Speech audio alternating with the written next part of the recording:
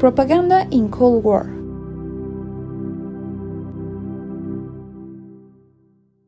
After World War II, the United States and its allies and the Soviet Union began a decade-long struggle for supremacy known as the Cold War.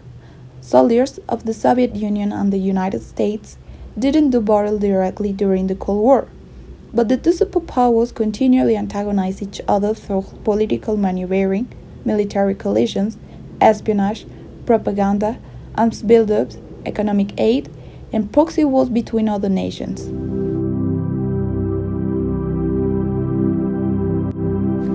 Europe was the first battleground of the Cold War, especially Germany, which was divided into two parts with the former capital Berlin. Also divided into two parts, West Berlin and East Berlin. The US response to the Soviets was a policy called containment. It basically involved stopping the spread of communism by stand up to the Soviets wherever they wanted to expand in Europe. The Cold War came to an end with the collapse of the Soviet Union in 1991. The USA and the Soviet Union engaged in an arms race, accumulating nuclear arsenals and racing to explore space. In 1962, both countries had missile defenses pointed at one another. That year, the Cuban Missile Crisis brought both countries closer to actual conflict than any other in the Cold War. The propaganda in the Cold War wanted to promote the virtues and advantages of one political system while criticizing the other. The US started an ideological war against the Soviet Union. We are going to focus on the propaganda used in the Cold War, which was very important in this event. Pro-American values were promoted.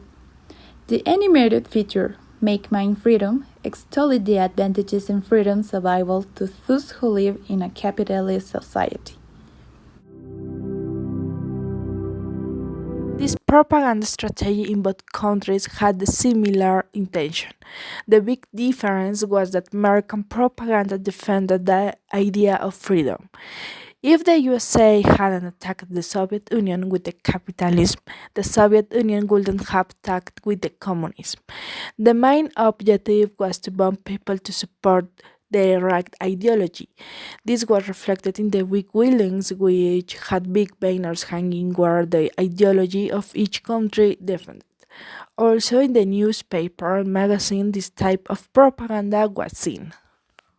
In the USSR, the social, economic, and political propaganda were suggested by the state and financed by them. A classic example was the 1962 film Red Nightmare, makes the outlandish claim that the entire USA series had been method of bringing down American government and society.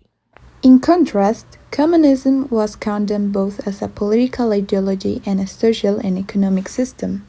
Every medium, from motion pictures down to children's comic books, was used to portray an American under the heel of a communist dictatorship.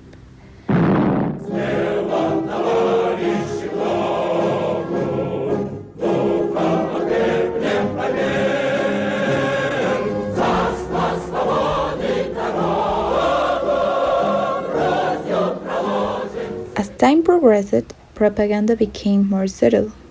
Some other examples of Cold War propaganda include movies, television, sport, and arts.